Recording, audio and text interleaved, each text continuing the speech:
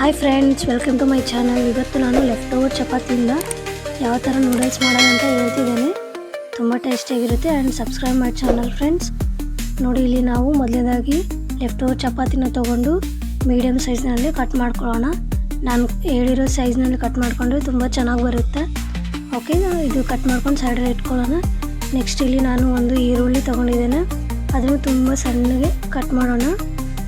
ನಂತರ ಇಲ್ಲಿ ಒಂದು ಟೊಮೆಟೊ, ಅದನ್ನು ಹಾಗೆ ಮಾಡೋಣ. ನಂತರ ಇಲ್ಲಿ 3 ಬೆಳ್ಳುಳ್ಳಿ ತಗೊಂಡಿದ್ದೇನೆ, ಅದನ್ನು ಚಿಕ್ಕ ಚಿಕ್ಕದಾಗಿ ಕಟ್ ಮಾಡ್ಕೊಂಡ್ಬಿಡೋಣ. ನಂತರ ಇಲ್ಲಿ ನಾನು ಅಲ್ಲ ತೊಗೊಂಡಿದ್ದೇನೆ, ಅದನ್ನು ಕಟ್ ಮಾಡ್ಕೊಳ್ಳೋಣ.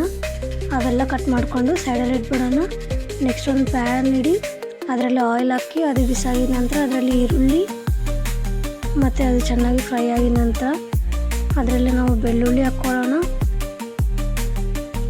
ನೋಡಿ, ಎಲ್ಲವೂ ಚೆನ್ನಾಗಿ ಚಿಕ್ಕ ಸೈಜ್ನಲ್ಲಿ ಕಟ್ ಮಾಡ್ಕೊಳ್ಳಿ, ಚೆನ್ನಾಗಿ ಬರುತ್ತೆ.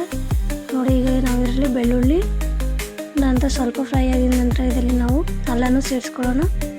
ನಂತರ ಇಲ್ಲಿ ಟೊಮೆಟೊ, ಅದನ್ನು ಚೆನ್ನಾಗಿ ಮಿಕ್ಸ್ ಮಾಡ್ಕೊಳ್ಳೋಣ.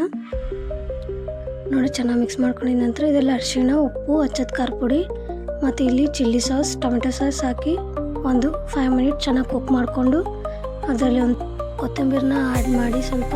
ನಂತರ ಅದು ಕಟ್ ಮಾಡಿ ಲೆಫ್ಟ್ ಓವರ್ ಚಪಾತಿನ ಹಾಕಿ ಚೆನ್ನಾಗಿ ಮಿಕ್ಸ್ ಮಾಡಿ. ನೋಡಿ, ಈ ಥರ ಬರಬೇಕು. ಅದು ಚೆನ್ನಾಗಿ ಕುಕ್ ಆಗಬೇಕು, ಒಳಗಡೆಲ್ಲ ಟೇಸ್ಟ್ ಹೋಗ್ಬೇಕಾದ್ರದ್ದು. ಓಕೆ, ನೋಡಿ, ಈಗ ರೆಡಿ ನಮ್ಮ ಲೆಫ್ಟ್ ಓವರ್ ಚಪಾತಿಯಿಂದ ನೂಡಲ್ಸ್. ತುಂಬ ಟೇಸ್ಟಾಗಿದೆ, ಟ್ರೈ ಮಾಡಿ ಅಂತ